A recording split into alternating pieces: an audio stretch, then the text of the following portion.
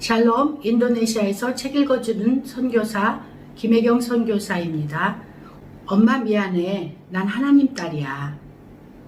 나는 하나님이 주시는 사인도 제대로 듣지 못하고 그 어떤 준비도 하지 못했지만 제니퍼는 달랐다. 그 아이는 다가올 일들을 준비하고 있었다. 한 번은 제니퍼가 내게 새벽 기도에 한 번만 같이 가달라고 부탁했다. 싫다고 했는데 너무 간절하게 부탁했다. 그래서 큰맘 먹고 따라갔는데 교회에 들어간 제니퍼가 의자가 아닌 바닥에 무릎을 꿇고 앉아서 기도를 하기 시작했다. 나는 너무 놀라 딸에게 빨리 일어나 의자에 앉으라고 했다. 그래도 제니퍼는 일어나지 않고 계속 기도했다.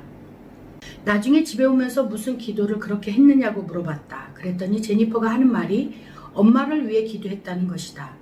도대체 나를 위해 무슨 기도를 했냐고 물었더니 제니퍼가 말했다. 우리 엄마가 기도하는 엄마가 되게 해달라고 기도했어. 그날 엄청나게 충격을 받았다. 나는 제니퍼가 엄마를 자랑스러워하는 줄 알았다. 언제나 책만 보는 엄마, 언제나 공부하는 엄마, 그래서 한의사가 된 엄마를 자랑스러워할 줄 알았다. 그런데 아니었다. 제니퍼는 기도하는 엄마를 원했다. 다가올 일들을 준비해야 했기 때문이다. 이같이 너희 빛이 사람 앞에 비치게 하여 그들로 너희 착한 행실을 보고 하늘에 계신 너희 아버지께 영광을 돌리게 하라. 마태복음 5장 16절. 이 구절은 제니퍼가 제일 좋아했던 말씀이다. 자기는 이렇게 살고 싶다고 했다. 늘 이 말씀을 외우면서 이렇게 살기를 기도했다. 그러면서 엄마도 이렇게 살았으면 좋겠다고 했다. 그럴 때마다 나는 쓸데없는 소리 하지 말고 공부나 열심히 하라고 했다. 시간이 흐른 후 하나님은 제니퍼의 기도를 들어주셨다. 우리 가족 모두 하나님께 영광 돌리는 삶을 살게 하신 것이다. 나와 남편은 매일 아침 함께 큐티를 하며 하나님께 영광을 돌린다.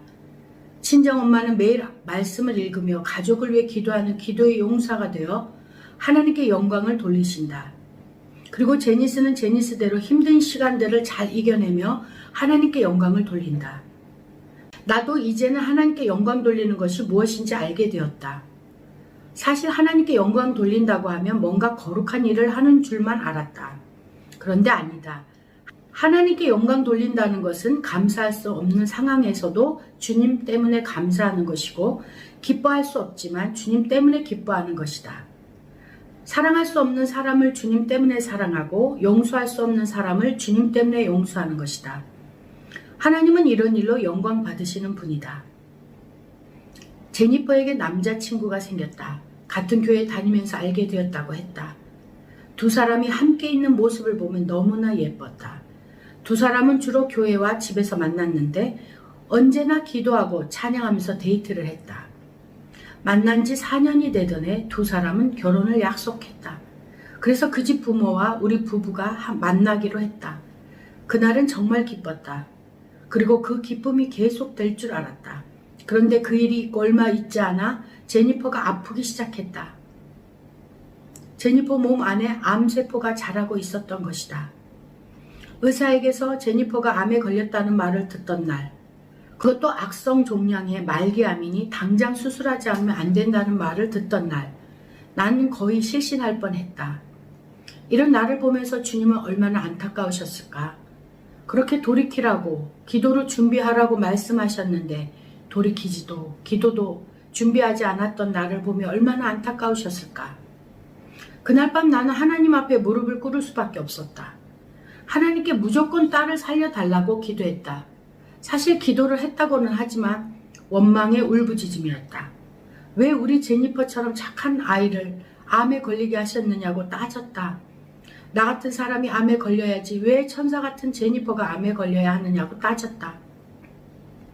제니퍼는 무조건 살리시고 차라리 나를 데려가시라고 했다. 제니퍼는 아무 잘못이 없으니 죄 많은 나를 데려가시라고 했다. 그때 알았다. 부모는 자식을 위해 죽을 수 있다는 것을. 예수님이 우리를 위해 죽을 수 있었다는 것을 처음 깨달았다. 제니퍼의 병수발을 하면서의 일은 일일이 적기가 힘들다. 그야말로 고통의 시간이었다. 죽고 싶었던 적이 한두 번이 아니다. 제니퍼가 하늘나라 가기 이틀 전쯤의 일이다. 의사 선생님께서 이제는 더 이상 해줄 것이 없다면서 마지막을 준비해야 할 것 같다고 하셨다.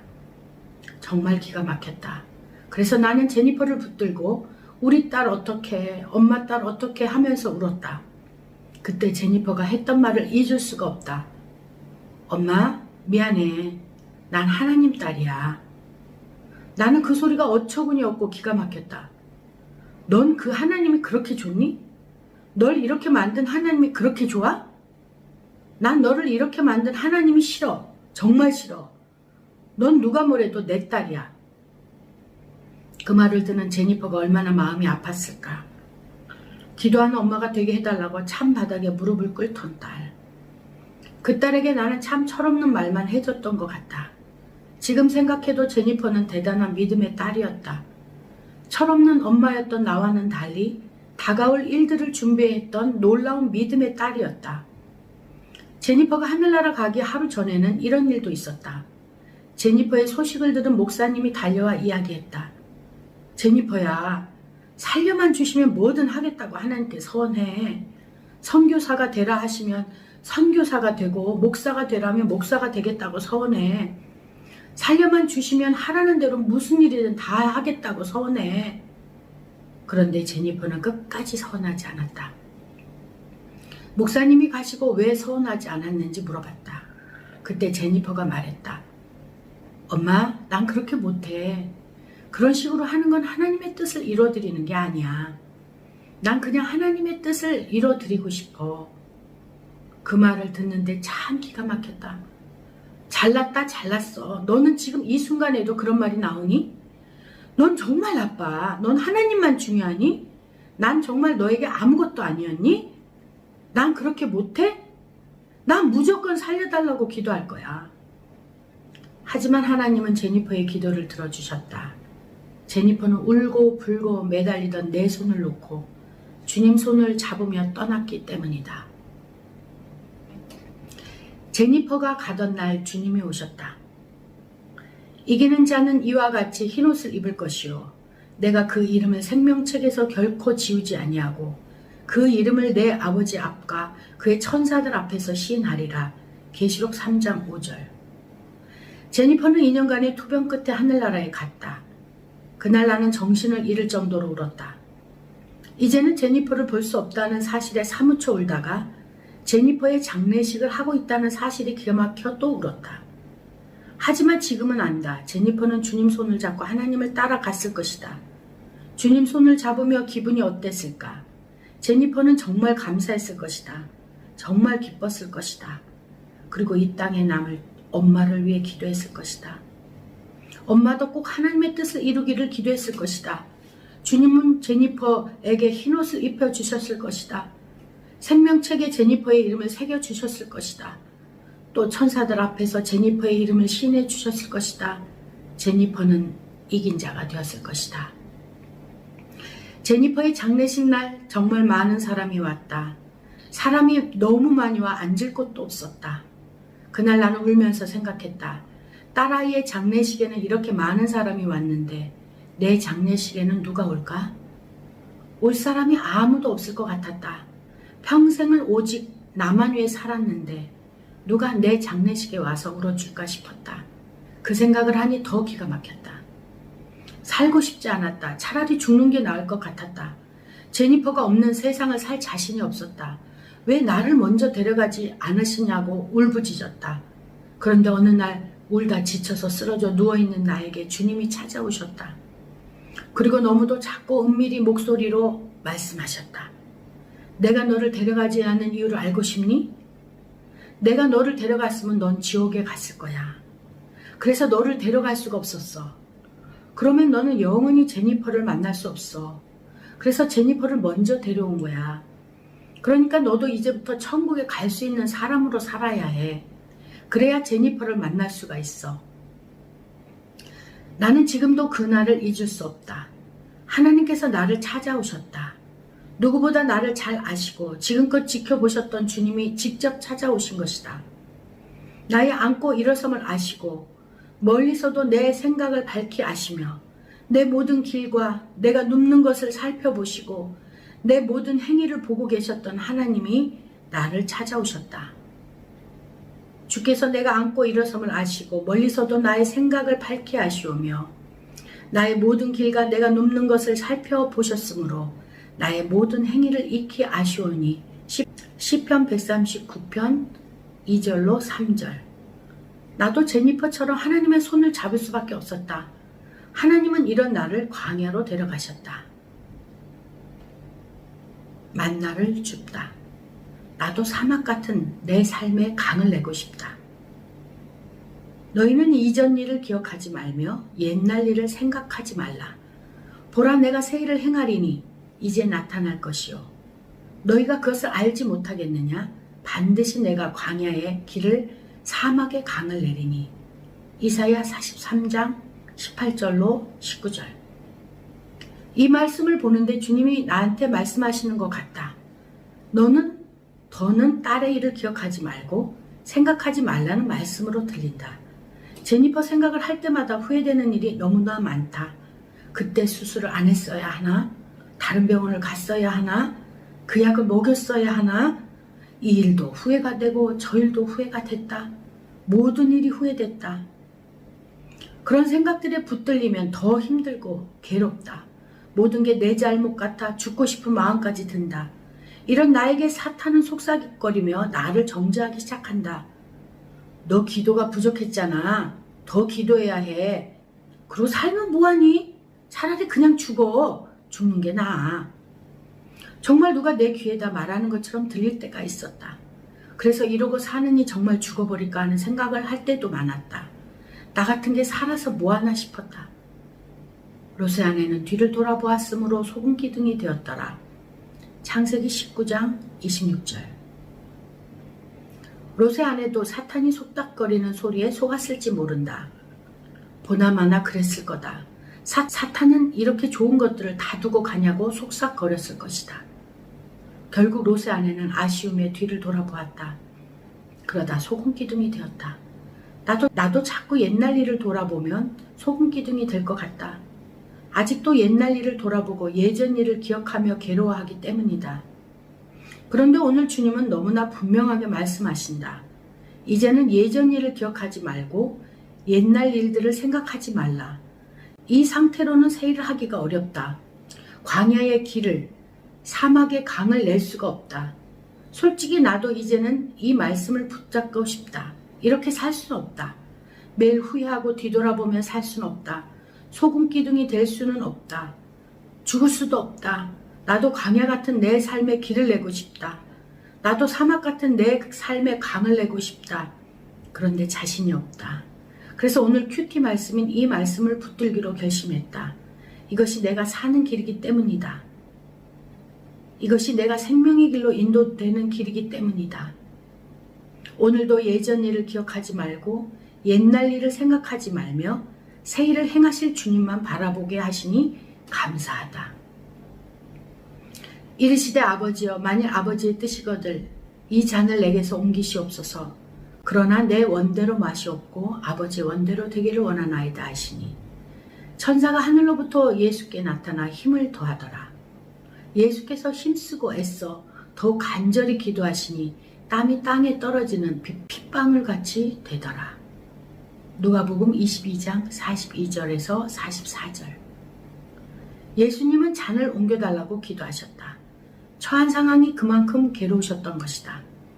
그러나 하나님은 그 잔을 옮겨주시지 않으시고 천사를 보내어 견딜 힘을 주셨다. 나는 이 본문으로 큐티하던 날 밤 예수님 때문에 울었다. 너는 내가 아버지께 구하여 지금 12군단 더 되는 천사를 보내시게 할 수 없는 줄로 아느냐? 마태복음 26장 53절. 주님은 당장에 아버지께 구하여 12군단 더 되는 천사를 보내달라고 하실 수 있는 분이다. 그러나 그렇게 기도하지 않고 아버지의 뜻이 이루어지기를 기도하셨다. 나도 그렇게 기도하지 않았다. 12군단보다 더 많은 천사를 보내서 무조건 아이를 살려달라고 기도하며 하나님을 원망했다. 그런데 이제는 그렇게 할 수밖에 없었던 하나님의 마음을 안다. 그 길만이 하나님의 뜻을 이루시는 방법이었다. 하나님은 우리가 고난에 빠졌을 때 피할 길을 주셔서 우리의 뜻을 이루도록 하시는 분이 아니다. 견딜 힘을 주어 하나님의 뜻을 이루는 분이다. 그 힘으로 땀이 핏방울이 되도록 더욱 애써 기도하신 주님을 생각하면 너무나 마음이 아프다. 제니퍼가 생각난다. 아마도 제니퍼는 그렇게 기도했을 것이다. 엄마인 나는 무조건 살려달라고 기도했지만 제니퍼는 내 원대로 하지 말고 아버지 원대로 해 주옵소서 하고 기도했을 것이다. 그래서 하나님은 우리 제니퍼에게도 천사를 보내 견딜 힘을 주셨을 것이다. 내 딸 제니퍼 얼마나 힘들었을까. 물론 예수님만큼은 아니었겠지만 그래도 말기암의 고통을 견뎠던 제니퍼를 생각하면 지금도 가슴이 찢어진다. 하지만 오늘 말씀을 보며 이제 내 생각들을 내려놓으려 한다. 비록 그날은 고통스러웠을지라도 제니퍼는 하나님의 뜻을 이뤄드렸다. 예수님의 그 길을 걸었다. 나도 하나님의 뜻을 이루어드려야 한다. 그래서 나도 이 고통을 견디려고 한다. 그리고 이 고통을 견딜 힘을 달라는 기도를 하려 한다. 오늘도 하나님의 뜻을 이루는 방법을 알게 하시고 주님 마음을 알게 하시니 참으로 감사하다. 믿음의 눈으로 천국을 보기 원하신다. 내가 땅의 일을 말하여도 너희가 믿지 아니하거든 하물며 하늘의 일을 말하면 어떻게 믿겠느냐. 요한복음 3장 12절. 마치 하나님께서 나를 책망하시며 하시는 말씀 같다. 오죽 답답하셨으면 이렇게 말씀하실까. 아무리 말해줘도 내가 믿지 못할 것을 아시니 탄식하시며 말씀하신다. 나는 또 예수님 때문에 울었다. 솔직히 내게는 하늘의 일을 믿는 믿음이 없었다. 천국도 믿으려 하지 않았다. 그래서 천국을 좀 보여주세요 하고 떼를 쓰며 기도한 적이 많다. 딸이 있는 천국이 너무 궁금했기 때문이다. 사실 나는 예수님이 이 땅에서 행하셨던 일들을 믿지 못했던 사람이다. 그러니까 땅의 일들도 믿지 못하는 사람이 나였다. 물이 포도주가 된 사건, 무리를 걸으신 예수님, 오병이어 사건, 십자가 사건, 모든 사건이 믿어지지 않았다. 아니, 믿으려고 한 적이 없다. 그냥 이 모든 일들이 성경 속 이야기라고만 생각했다. 이런 나에게 주님은 하늘의 일을 말할 수 없었을 것이다. 내가 아무리 천국을 보여달라 기도해도 보여주기 힘드셨을 것이다. 난 그것도 모르고 예수님만 원망했다. 내 기도를 들어주지 않으신다고 원망만 했다. 예수께서 이르시되 너는 나를 본고로 믿느냐? 보지 못하고 믿는 자들은 복되도다 하시니라. 요한복음 20장 29절. 그래도 끝까지 포기하지 않고 천국에 있는 딸 좀 보여주세요. 무조건 보여주세요 하고 기도했다. 주님도 끝까지 그 기도를 들어주지 않으셨다. 정말 단 한 번도 보여주지 않으셨다. 그럴수록 나는 더 주님을 원망했다. 사실 저렇게 기도했다는 것 자체가 참 믿음 없어 보이지 않는가? 주님은 천국을 믿음의 눈으로 보기 원하셨을 것이다. 믿음의 눈으로 천국을 볼 줄 아는 복된 자가 되기 원하셨을 것이다. 큐티를 하다 보니 주님의 마음이 자꾸 알아져서 힘들 때가 있다. 차라리 몰랐으면 원망이나 하지. 주님의 마음을 깨닫게 되고 주님의 말씀이 믿어지기 때문에 원망할 수밖에 없다. 큐티를 하다 보니 주님의 마음이 자꾸 알아져서 힘들 때가 있다. 차라리 몰랐으면 원망이나 하지. 주님의 마음을 깨닫고 주님의 말씀이 믿어지기 때문에 원망할 수도 없다. 그런데도 나는 또 기도한다. 딱 한 번만이라도 좋으니 딸이 천국에 있는 모습을 보여달라고. 주님 마음을 뻔히 알면서도 또 기도한다. 주님이 이런 나 때문에 많이 힘드실 것 같다. 그래도 딸이 너무 보고 싶기 때문에 어쩔 수 없다. 하지만 언젠가 주님은 천국도 보여주시고 천국에 있는 딸도 보여주실 것을 믿는다. 내가 준비가 되면 보여주실 것을 믿는다. 영원부터 영원까지 지켜주신다. 내가 산을 향하여 눈을 들리라. 나의 도움이 어디서 올꼬. 나의 도움은 천지를 재신 여호와께서로다. 여호와께서 너를 실족하지 아니하게 하시며 너를 지키시는 이가 졸지 아니하시리로다. 이스라엘을 지키시는 이는 졸지도 아니하시고 주무시지도 아니하시리로다. 여호와는 너를 지키시는 이시라. 여호와께서 내 오른쪽에서 내 그늘이 되시나니 낮에 해가 너를 상하지 않게 하시며 밤의 달도 너를 해치지 아니하리로다. 여호와께서 너를 지켜 모든 환난을 면하게 하시며 또 내 영혼을 지키시리로다. 여호와께서 너의 출입을 지금부터 영원까지 지키시리로다. 시편 121편 1절에서 8절. 제니퍼가 하늘나라 가기 3일 전 의사 선생님은 제니퍼가 며칠을 넘기기 힘들 거라고 말했다. 나는 그 말을 믿을 수가 없어 정말 많이 울었다. 그 무렵 제니퍼는 많이 힘들어했다. 지금도 그 순간을 생각하면 가슴이 찢어질 것 같다. 난 잠시도 제니퍼에게서 눈을 떼지 못했다. 아이는 지금 생과 사의 갈림길에 있는데 난 아이를 위해 할 수 있는 것이 아무것도 없다는 사실이 너무 기가 막혔다. 특히 아이를 밤새 살피던 중 나도 모르는 사이 졸다가 놀라 깨면 더 기가 막힌다. 어떻게 이런 상황에 졸음이 올 수 있나 싶었다. 내가 고개를 꾸벅거리며 졸았다는 것이 스스로 용서가 안 됐다. 아이한테 너무 미안했고 죽음과 싸우고 있는 아이 앞에서 졸고 있는 나한테 너무 화가 났다. 하지만 나는 그때 내 육신의 한계를 알게 되었다. 아무리 딸을 사랑해도 어쩔 수 없는 육신의 한계가 있었다. 그날도 제니퍼를 보다가 살짝 졸았던 것 같다. 그런데 누군가가 나를 다급하게 흔들어 깨우면서 빨리 시편 121편을 읽어보라고 했다. 깜짝 놀라 일어나 주변을 보니 병실에는 나와 제니퍼 외에는 아무도 없었다. 하지만 나는 분명히 느끼고 들었다. 그게 꿈이었는지 환상이었는지 모르지만 그 음성은 너무도 정확했다. 그래서 잠결에 일어나 시편 121편을 찾아 읽었다. 그렇구나. 난 지금 이렇게 졸고 있지만 주님은 졸지도 주무시지도 않는구나. 지금도 제니퍼를 지켜주시고 계시는구나. 사실 그때는 이 말씀의 뜻을 깊게 깨닫지 못했다. 당신은 말씀을 깊게 묵상할 정신이 아니었다. 그래서 그렇게 생생하게 음성을 들려주셨는데도 난 아이를 붙들고 울며 부르짖기만 했다. 살려주세요. 살려주세요. 우리 딸을 살려만 주세요. 하지만 아이는 끝내 눈을 못 뜨고 하늘나라로 가버렸다. 제니퍼가 하늘나라로 가고 난 후에는 성경책 보기가 싫었다. 특히 시편 121편 말씀은 제일 싫었다. 그런데 이른 새벽 말씀을 보다가 깜짝 졸았을 때 그 말씀이 떠올랐다. 그래서 정말 몇 년 만에 두려운 마음으로 시편을 펴서 그 말씀을 읽었다. 그런데 읽으면서 너무 감사해 눈물이 났다. 그때 주님은 이 말씀을 나에게 뿐만 아니라 제니퍼에게도 들려주신 것 같다.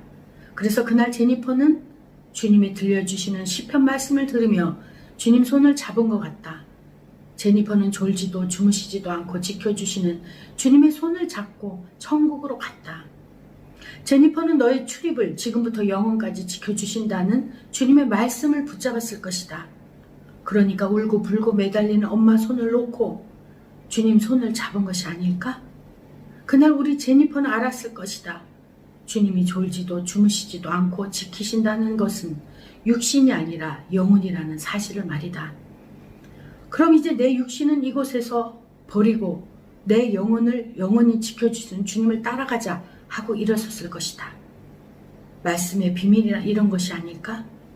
읽을수록 새로운 깨달음이 생기고 살아있는 생명으로 다가온다. 제니퍼의 영혼을 지키시고 그의 출입을 영혼까지 책임져 주신 주님이 이제 내 영혼도 지키시고 나의 출입을 지금부터 영혼까지 책임져 주겠다 하시니 감사하다. 광야에서 만나를 먹었다. 천국은 확실히 있다. 아이를 하늘나라에 보내고 나니 아는 목사님, 권사님, 집사님들이 찾아와 나를 위로했다. 그런데 그 어떤 말도 위로가 되지 않고 귀에 들어오지 않았다. 그때 생각했다. 이건 사람의 위로를 받을 일이 아니다. 제니퍼 한 사람이 없는데 세상에 아무것도 없는 것처럼 느껴졌다. 제니퍼가 없는데 세상은 아무것도 달라진 게 없는 것 같다. 기가 막혔다. 어김없이 해는 뜨고 밤은 왔다. 미국도 싫어졌다. 30년을 살았는데 더는 살고 싶지 않았다. 여기를 봐도 저기를 봐도 온통 제니퍼와 함께한 추억뿐이었다. 시도 때도 없이 제니퍼 생각이 났다. 남편도 미국이 싫어졌다고 했다. 그렇다고 한국에 가고 싶지도 않았다. 한국에 친정 엄마가 있었지만 내 소식을 들었을 친구들과 친척들을 만나고 싶지 않았다. 원래 말이 없던 둘째 딸 제니스는 아예 말을 하지 않았다. 그렇다고 나나 남편이 무슨 말을 할 형편이 안 됐다. 모두가 너무 힘들었다. 집안에 점점 대화가 사라졌다.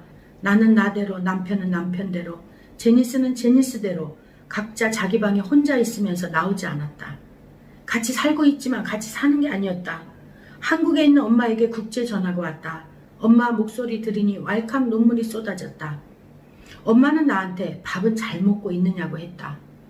힘들어도 밥은 먹어야 한다고 했다. 그때 알았다. 엄마는 이 순간에도 당신 딸인 내 걱정만 하고 있었다. 사실 나는 사람의 죽음이 무엇인지 정확히 몰랐다. 아버지와 할머니가 돌아가셨어도 몰랐다. 내 곁에 있던 몇몇 사람들의 장례식이 있었지만 나와 상관없는 죽음이었다. 그런데 딸의 죽음은 달랐다. 실제 죽음이 무엇인지 온몸으로 사무치게 깨달아졌다. 한 번 죽는 것은 사람에게 정하신 것이요 그 후에는 심판이 있으리니. 히브리서 9장 27절. 언젠가 설교로 히브리서 9장 말씀을 들은 적이 있다. 그때는 무슨 말인지 모르고 들었다. 그냥 문자에 불과했다. 그런데 제니퍼가 하늘나라로 가고 나니 말씀이 깨달아졌다. 사람의 죽음은 정해진 것이라는 말씀이 무슨 의미인지 분명하게 깨달아졌다. 그런데 갑자기 죽음 후에 심판이 있다니 걱정이 됐다. 제니퍼도 심판을 받았을까? 어떤 심판을 받았을까? 내가 죽는다면 어떤 심판을 받게 될까? 정말 하나님은 살아계실까? 정말 천국과 지옥은 있을까? 제니퍼가 눈을 감는 순간 가장 먼저 했던 생각이 바로 이것이다. 제니퍼는 정말 천국에 갔을까? 이 땅에서 이렇게 고생했는데 천국을 가지 못했다면 너무 억울할 것 같았다. 아니, 억울하다는 말로는 해결이 안 된다. 상상하기도 싫다. 그러고 보면 나는 하나님을 원망하고 교회도 가지 않았지만 하나님을 인정하면서 살고 있었다. 천국과 지옥이 있다는 사실도 믿고 있었다. 단지 내가 그것을 믿는다는 사실을 인정하고 싶지 않았을 뿐이다. 창세로부터 그의 보이지 아니하는 것들, 곧 그의 영원하신 능력과 신성이 그가 만드신 만물에 분명히 보여 알려졌나니 그러므로 그들이 핑계하지 못할지라. 하나님을 알되 하나님을 영화롭게 아니하며 감사하지도 아니하고 오히려 그 생각이 허망하여지며 미련한 마음이 어두워졌나니. 로마 1장 20절로 21절. 하나님은 그가 만드신 만물에 당신의 능력과 신성을 분명히 보여 알려주셨다. 나는 미련해서 그걸 보지 못했다. 내 생각이 허망했기 때문이다. 아주 오래전에 있었던 일이 기억났다. 친척 중에 다운 증후군인 아이가 있었다. 그런데 그 아이가 심장 수술을 받던 중 하늘나라에 갔다. 그날 밤 온 식구가 그 집에서 함께 잤다. 나는 어떤 방인지 구석에서 제니퍼를 안고 잤는데 문득 잠이 깨어 거실로 나왔다. 그런데 온 거실이 밝게 웃는 그 아이 얼굴로 가득한 것 같았다. 눈으로 볼 수 있었던 것은 아니지만 그런 느낌이 강하게 들었다. 지금 생각하면 그때 나는 다른 차원을 본 것 같다.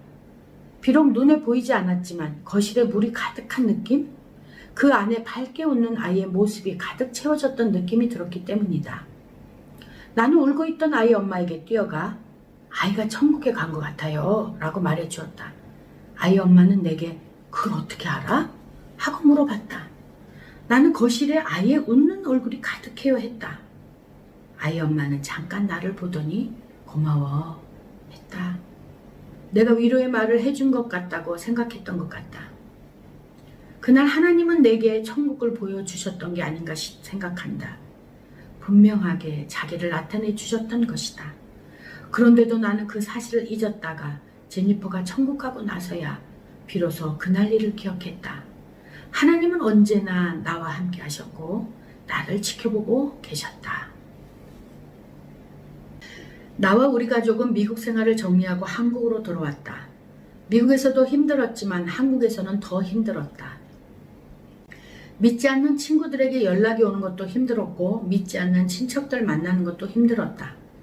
믿지 않는 친구들은 어쩌다 너에게 이런 일이 생겼니? 이렇게 될 줄 몰랐어 하고 말했고 믿지 않는 친척들은 아이고 우리 애경이 팔자가 왜 그러냐? 어쩌다 자식까지 앞세우게 됐냐? 아무튼 잘 먹어야 산다. 산 사람은 살아야지 하고 말했다. 이런 말들은 전혀 위로가 되지 않았다. 오히려 그런 말을 들을 때마다 많이 힘들었다. 한국에 오던 해 첫 크리스마스 날이었다. TV에 노숙자 사역을 하는 목사님이 나왔다. 크리스마스를 맞이해서 노숙자들에게 밥을 주기로 했다면서 돕고 싶은 마음이 있는 사람은 그 공동체로 오전 10시까지 와달라고 했다. 나는 가고 싶은 마음이 생겨 얼른 옷을 챙겨 입고 집을 나섰다. 그날 기온이 영하 15도였는데 정말 살이 찢어지고 손가락이 잘려나가는 것만 같았다.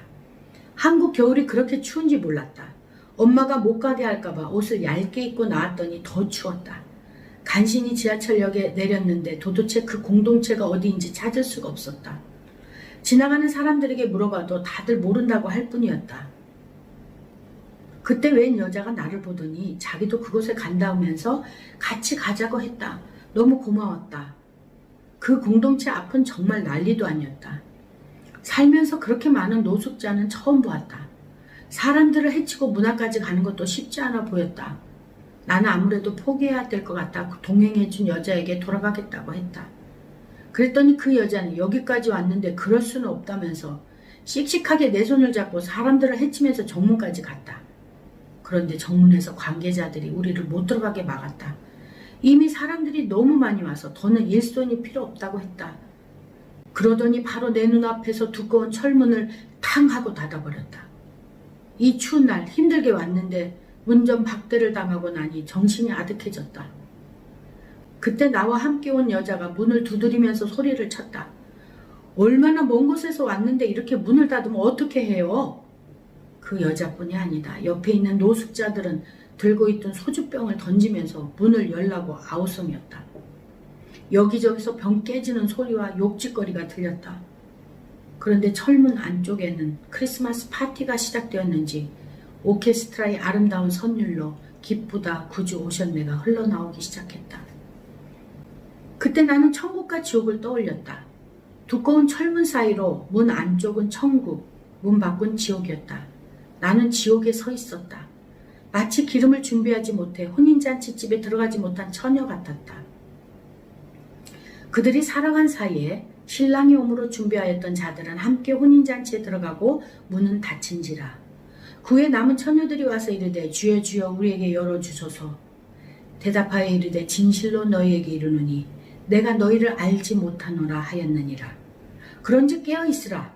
너희는 그날과 그때를 알지 못하느니라. 순간 이 문이 혼인잔치 집 문이 아니고 그 공동체 문이라 감사했다. 아직 내게 기회가 있는 것 같아 감사했다. 그날 밤 정말 오랜만에 주님께 기도했다. 주님, 오늘 감사했어요. 아직도 많이 힘들지만 그래도 나는 기름을 준비하지 못해 혼인잔치집에 들어가지 못하는 처녀는 되고 싶지 않아요. 내가 기름을 준비할 수 있도록 도와주세요. 하나님께서는 내 이 기도를 듣고 싶으셨던 것 같다. 이제 정말 하나님을 의지하며 살겠다는 고백을 듣고 싶으셨던 것 같다. 그래서 이 모든 일을 계획하시고 허락하셨던 것 같다. 엄마가 거실에 혼자 우두커니 앉아있던 내게 친구랑 밥도 먹고 좋은 데도 가보라고 권했다. 나는 만나고 싶은 친구도 없고 먹고 싶은 것도 없고 가고 싶은 것도 없었다. 그래서 다시 방에 들어가 이불을 뒤집어 쓰고 누웠다. 그런데 그때 거실에서 엄마가 친구랑 통화하는 소리가 들렸다. 그랬어? 얼마 주고 샀대? 싸게 샀다. 나도 그거 사러 가야겠네. 그리고 엄마가 소리를 죽이며 웃는 소리가 들렸다. 엄마에게 미안한 마음이 들었다. 괜히 내 눈치 보느라 엄마가 웃지도 못하는 것 같아 미안했다. 내가 서 있는 곳은 황량한 광야다. 내 곁에는 아무도 없다. 홀로 광야 위에 서 있다. 엄마도 동생도 남편도 딸도 늘 내 곁에 있었지만 가깝지는 않았다. 그때 나는 늘 같은 꿈을 꿨다. 낯선 곳에서 밤새 누군가를 찾아다니곤 했다. 어떤 날은 밤새 문을 열면서 뭔가를 찾았다. 그러다가 누군가를 찾은 것 같기도 하고 어떤 문을 찾은 것 같기도 했지만 금세 잊었다. 볼지어다 내가 문 밖에 서서 두드리노니 누구든지 내 음성을 듣고 문을 열면 내가 그에게로 들어가 그와 더불어 먹고 그는 나와 더불어 먹으리라. 계시록 3장 20절. 나중에 성경 묵상을 하면서 그 꿈이 하나님이 꾸게 하신 것이라는 사실을 알았다. 나와 더불어 먹기 원하셨던 하나님이 내게 말씀대로 꿈을 주셨다. 이제는 내 마음의 문을 열라고 말씀하신 것이다. 이제는 그 누구도 의지하지 말고 하나님만 의지하라고 말씀하신 것이다. 가장 귀한 생일 선물을 받다. 우리 가족에게 생일은 힘든 날이다. 기뻐할 수도 슬퍼할 수도 없기 때문이다. 생일은 온 가족이 함께 기뻐해야 하는 날인데 우리는 온 가족이 함께 할 수 없으니 힘들다. 그런데 우리 가정에 슬픔이 채 가시기 전 내 생일에 제니스가 미역국을 끓였다. 내가 힘든 만큼 제니스도 힘들었을 텐데 말이다. 그런 딸의 모습을 보는데 눈물이 났다. 나는 터져 나오려는 눈물을 꾹꾹 참으며 그 미역국을 먹었다. 남편이나 제니스도 마찬가지였다. 우리는 미역국을 먹으면서도 서로에게 아무 말도 하지 않았다. 무슨 이야기라도 했다가 눈물이 왈칵 쏟아질 것 같았다. 하루 종일 마음이 그렇게 힘들었는데 저녁에 집에 돌아온 제니스가 생일 카드를 주면서 나중에 읽어보라고 했다. 그 카드를 읽어본 나는 너무 놀랐다. 그리고 감동했다. 한글을 잘 모르는 딸 아이가 한글로 카드를 써서 놀랐고 내용을 보면서 감동했다. 한글을 이제는 생일이라는 날이 무의미하지만 그래도 하나님이 엄마를 보내셔서 나랑 언니의 엄마가 되게 해주셨잖아. 그래서 감사해 엄마.